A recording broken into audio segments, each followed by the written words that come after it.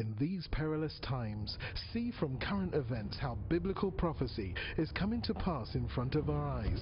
You're watching In the Last Days, the program that looks at Israel and the end times with teaching from a Hebraic perspective. With Martin and Natalie Blackham, thank you to our friends and partners who make this program possible. Now, here's Martin and Natalie. Hi, welcome to the In the Last Days television program with myself, Martin Blackham. Natalie Blackham is behind the scenes, but she says hello to you today. We welcome you wherever you're watching today across the UK into Europe and on the internet. We welcome you. Special hello to all our friends and partners in the United Kingdom. Now, today is a very special guest in the studio. We have Ayalon.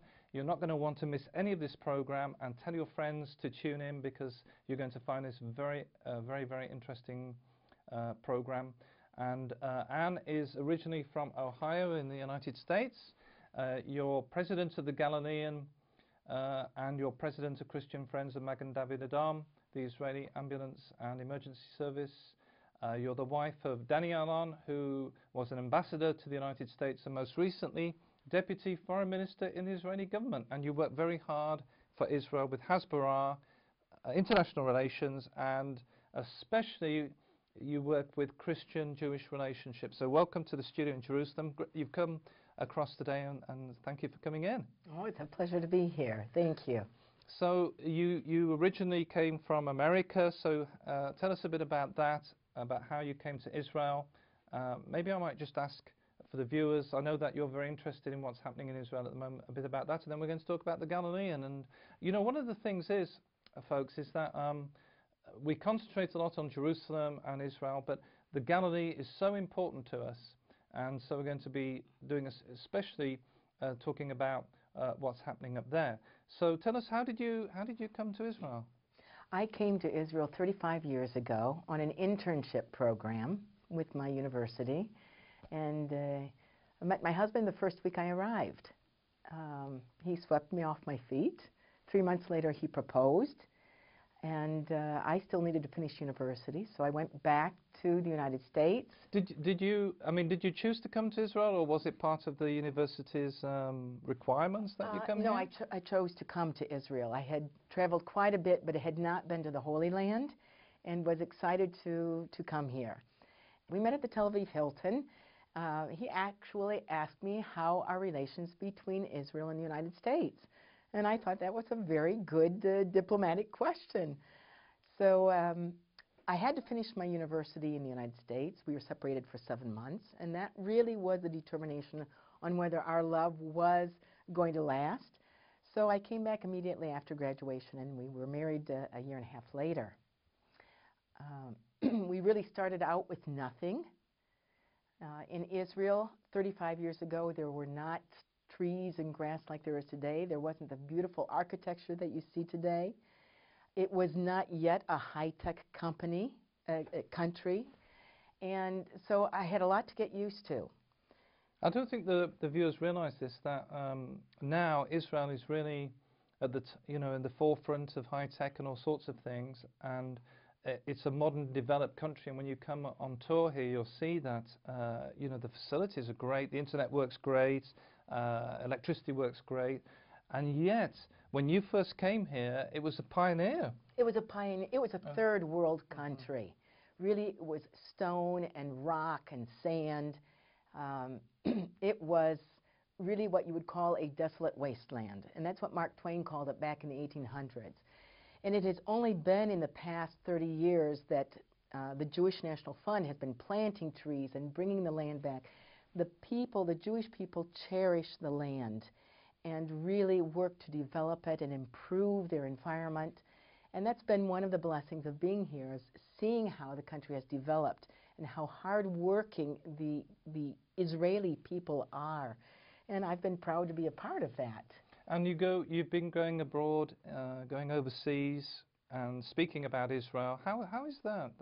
How do you find that when you speak to different countries? And well, my husband and I did our master's degrees in the United States, and we realized then that what we call Hasbara, or public relations for Israel, was non-existent. And in fact, There are so many anti-Israel propagandists out there really spewing incorrect information that we felt we really needed to get out and meet with different groups, whether it was Rotary or Lion or university groups or church groups. It was important for us to just get the facts out, for people to understand what a compassionate people the Israelis are and how we are developing all around. 20% of our population are Arab Muslims, and people don't realize that.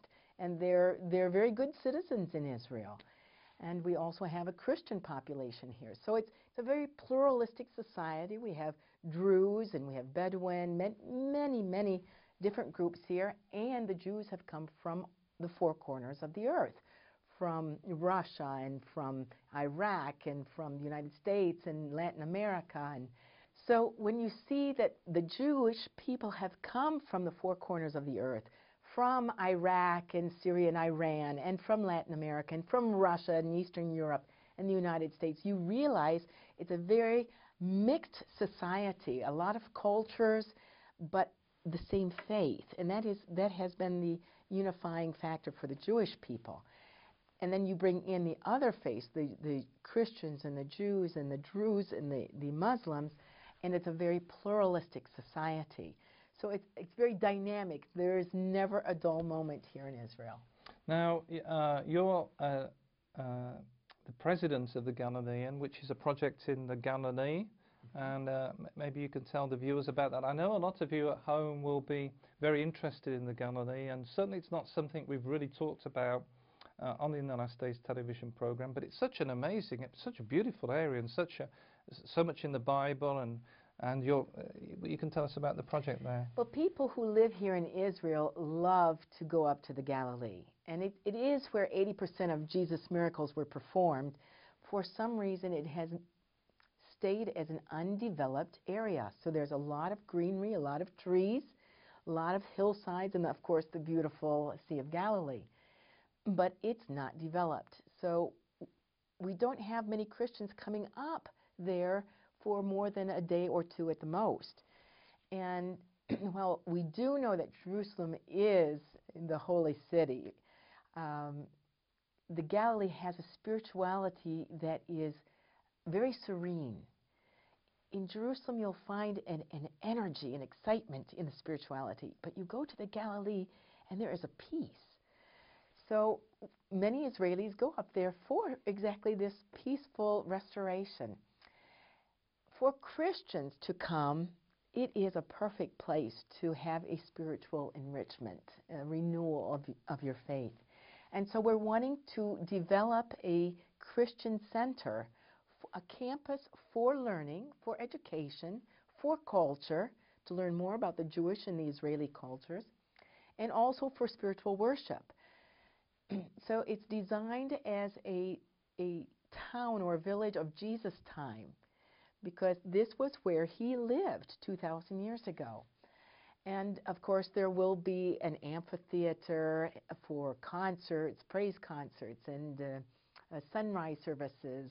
There will be a auditorium for Performing Arts Center, for documentaries and dance and music. Now, if the viewers are interested, there's a website they can go to? Oh, yes. Go to www.galileancampus.org. It is a 501c3 in the United States. It is an Israeli Amutah, which is a nonprofit. And so you can go there to see what all the facilities are. There is a synagogue. We can take communion there. We can have Christian services there. So it is for worship. We call it a house of worship. But the idea is to take you back to have an experience as Jesus would have lived and worshiped and prayed. And there will be facilities. There will be a resort there for people to stay in if they so choose. But the campus is open to everyone. And have you got a specific place in the Galilee that you're... It's right on the water. It's just south of Kibbutz Ginosal, or Nof Ginosal, which the area is called Migdal. This is the area of Mary Magdalene, where she was raised. So it is her town, and we know that Jesus was there. And you walk on this land, and the presence of God is very powerful. So we find it very exciting. Jews and Christians alike are involved in this project. I was going to ask that. How do they? I think I was reading that you've got some Jewish people involved in the project. They're all Orthodox people, many of them rabbis. It is a joy for me to see that there is beginning to be an understanding amongst the Jewish people that Christians do love the Jewish people unconditionally. And it is a joy for me to see that the Christians are accepting the Jewish people as they are, that they are God's chosen people. And I try to bring them together by explaining that God chose the Jewish people because we are stubborn and ornery. In Genesis it says we are stiff-necked and ornery people. And I truly believe that, because if we were not so determined, so persistent, we would have faded away like other civilizations. But we are here today. And it's a big work, isn't it? Because you've got centuries of anti-Semitism, the Holocaust. Yes. Even today, as we speak, you know, Christian-Jewish relationships are not so easy. I mean, on the Christian side, we have replacement theology, anti-Semitism. We have, for example, like the Methodist Church, who were trying to... I can name a few more. and other things that maybe like at home you know fingers. about. What we like to do is educate them. If they truly know their Bible, and for the Christians I will mention the Old Testament. If you have studied Jeremiah, if you have studied Isaiah and Ezekiel, you understand that it is all prophecy. And you cannot have replacement theology. You cannot throw away the Old Testament, because everything from the Old Testament is in the New Testament. And everything in the New Testament is based upon the Old Testament. So if you think that God is going to break his promises or throw away a promise, because in the Bible it says his promise is everlasting. You read in Jeremiah 32, it's everlasting. So then you understand it's not replacement theology. It is that Christians now are coming into also being chosen people. And the purpose of being the chosen people is to bring the word of God to the world, to be a light unto the nations. So now you become a part of that. You become a part of the tree and the Jewish roots. If you don't nourish that, your branches are going to wither and die. So it's an obligation for Christians really to bless Israel. And you're finding that, for example, in the Far East, there's openings that the Christians in the Far East are very open about Israel and are discovering their Jewish roots. There is no anti-Semitism in the Asian countries. So for South Korea, for example, they see a lot of similarities. They even say some of their DNA is Jewish. And it's very exciting to see the similarity in personalities, the same drive and ambition to improve yourself and your family and your community. And it's exciting to see also the Chinese, the underground Chinese Christian community. And when they come to Israel, they blow their shofars. And there is such enthusiasm and joy. They come to the land and they just dance and sing. Recently I was in Nigeria, and they pray the same way the Koreans and the Chinese pray, with such a fervor and an excitement. For me to see how they support Israel and the Jewish people, it is a blessing for me. And so we want to encourage that. We want to embrace the Christians and encourage them to come and celebrate their faith in the Galilee, and to honor God, of course, and to bless Israel. And how can they, in the project that you're working on, how can they get involved? Does it say on the website, or? Well, there is a way. We are actually looking for donations, and part of the donation is sponsoring or dedicating a square foot in your name. And you can dedicate a square foot in your grandchildren's name or your children's name, so you can have as many square feet as you want. The hope is that you will come and stand on your square foot and be a part of Israel. When you're dedicating that in your name, it is a bond between you and the Galilee. You do receive a stone from the Galilee so that you can hold this in your hand when you are praying for Israel. And you receive a certificate for that exact plot number. Every square foot is plotted out. And they can, as they're watching today, can they contact you? Or Oh, yes. they can, you can either pay through PayPal, or you can pay through an 800 number. You can also send a check. You can wire the money, and that information is on the website. It is $100 for 1 square foot, or 70 pounds, 70 sterling. And so we do encourage people to come and be a part of that, so that you will be able to see your name in the archives and on the website. The idea is that you will become a part of this Christian center. And the Galilean is also going to be doing teaching. You've got a proposed campus. And this is one of the reasons why it's so important that the rabbis are involved, because rabbis and Christians learn differently. And we have so many interpretations. To study with a rabbi is just, it opens new worlds. And so the idea is for Christians, and it can be pilgrimage groups, it can be seminary students. We are working on courses with different universities so that their students will come and learn there with the rabbis and also their pastors, and understand the commonalities of the faith, of the two faiths, understand the differences. I myself personally don't see a whole lot of differences, but that's because I do see the joy of praising God. And we hope that that will be the highlight of the experience, is a deeper faith, a deeper walk with God. And as we're speaking today from the studio in Jerusalem, I know that one of the things you're going to be working on is media.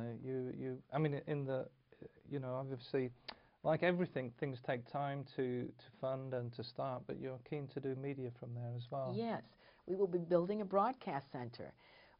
There really is nothing in the Galilee, not by way of a cultural center and not by way of broadcast. And it is a fact of life that we are situated in the middle of some countries which are vociferously against us.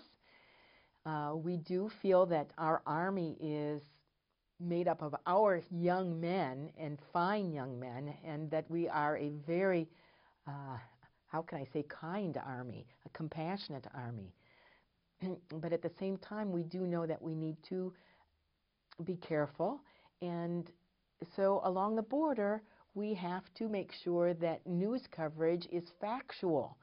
And it's very important to have radio and television up there, sending a direct feed out to the world, whether it is to Christian networks or to secular networks.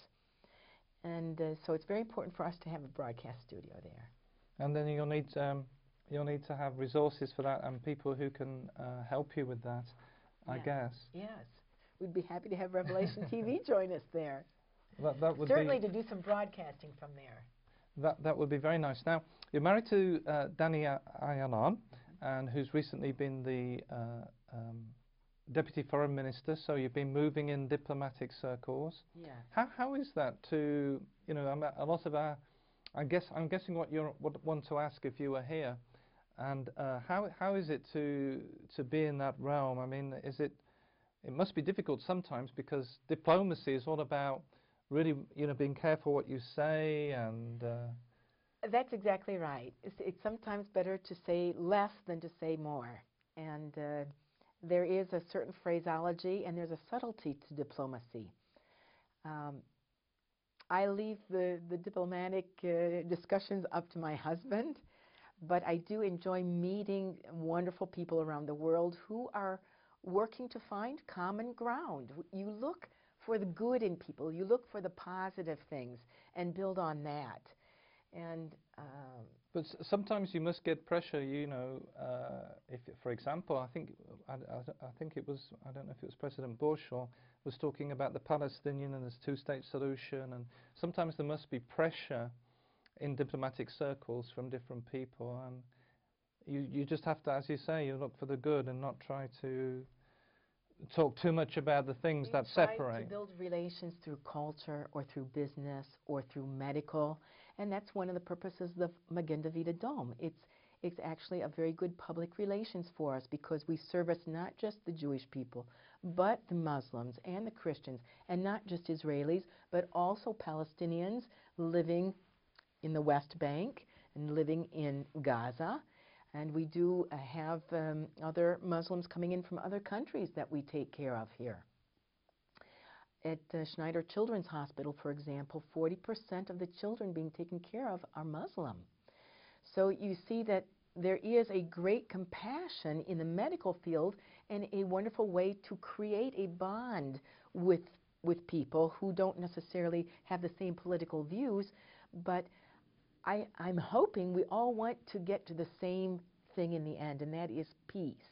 That is having a prosperous life together. And whether that means living separately but having peace, or living together as many Israeli Arabs do with us, I look at Magen David Dome as a way of promoting Israel to the outside world and to those who don't think like us politically. And what you might not know at home is that in society in Israel, that the Israeli Arabs have an important role to play and have all the rights of citizenship, and you know, they're working in employment here. Well, you go into any town or city here in Israel, and it's Arabs and Jews mixed together, or Muslims and Jews mixed together, and they're working in our department stores and in our medical centers, our clinics. They're in our grocery stores. So, and we have very good relations. Actually, my banker is Muslim, and a lovely, lovely lady. And I won't say her name because then she'll be embarrassed. But just to say that we have wonderful relationships with our fellow citizens. So. And of course, you know, they vote in the elections, and they're represented in the Knesset as well. And they represented us at the Eurovision. And we have a judge on our Supreme Court. So we have a very integrated society here. But you need to actually come and walk in the streets and experience Israel in order to understand that. So we invite you, when you're watching today, to come to Israel and to see. You've got to see it, haven't you? To be in the land. You really do. You really do. To experience it. To see all of the people moving and sharing and talking and working together. Yes. Now in the Galilee, when people come there, I mean, there's good communications. There's, you know, people can hire a car and go to Galilee and see it. And so how do you envisage the Galilee project working out? That tours will go there? A lot of tour operators will bring their groups to the Galilean. We also think that one of the best ways to see all of Israel is to actually have a car and guide. And it's not all that expensive. You get so much more information, and you get to stop when and where you want to stop, and take the time to have some worship or to read in your Bible. If you're with a group of 40 or 50, sometimes you don't get that private time or that quiet time that you would like. Although there is a positive energy in a group as well, because there's a lot of good discussion. And I think people don't realize this at home, but it's not so difficult to hire a car here. You can hire one at Ben Gurion. You can arrive from the UK. Well, you can rent a car, so you can drive very easily. The roads are excellent. They're very well marked. You can rent a cell phone, a local cell phone, so that you can have local phone calls for everything. The road maps, everything is in English as well as in Hebrew and Arabic. So it's very easy to make your way around this country. We had some people staying with us from England, and it was their first time, and they drove here from the airport. They had a GPS, and they were driving every day. Nat and I were amazed that they were driving around. They were going to say, "We're going here, we're going there." They did get lost a few times, but that's they fun enjoyed exploring the country, and it's a very safe country. So why not do that? what you see in the news abroad makes you very nervous about coming. But it's a very, very safe country. And we have people hitchhiking, and for me, it's a joyful country. So people say, oh, you must be living under stress. No, we don't feel the stress. It's just part of daily life. I have a daughter serving in the Army. I'm very proud of her. She's doing logistics and things like that. There are many kinds of jobs in the Army. It's not all fighting. It is also intelligence and a liaison with the press corps, or working in the medical field, or working in high tech. So the Army prepares many of our young people for their future careers. It's also a stabilizing entity for Israel. It brings all different kinds of young people together from different walks of life, the rich and the poor. It doesn't matter. Everyone comes together and serves together.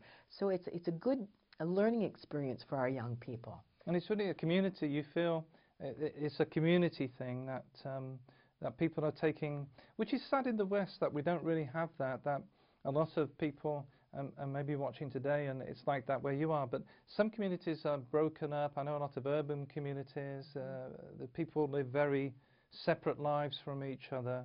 Right. But because of the strange thing is, because of what's happened in Israel, you know, with the threat of different nations, and the army is a way of people coming together. It's true. It's true. You make lifetime friends in the Army, but beyond that also, there's a lot of volunteerism here. We know that we are interdependent. So you'll see a lot of donations and a lot of people volunteering their time or their expertise to help out in certain areas. And I think we're out of time, Anne. I'm so sorry. Thank you so much for coming in today. And if you'd like further information about the Galilean project, then you can always email us at info@inthelastdays.com. Don't forget to visit our website, www.inthelastdays.com. And don't forget, we're living in the last days. You've been watching In the Last Days, a TV program with Martin and Natalie Blackham, the program that looks at Israel and the end times with teaching from a Hebraic perspective. If you would like to financially support the program or find out about conferences, meetings, or ministry products, then please contact us with the details on your screen. Visit our easy-to-use website at www.inthelastdays.com and register for our free e-newsletter. Get the latest news from Israel, product information, online video teaching, or watch today's TV program at a time that's convenient to you. Thank you again, friends and partners, for making this program possible. See you same time, same station for the next program from In the Last Days.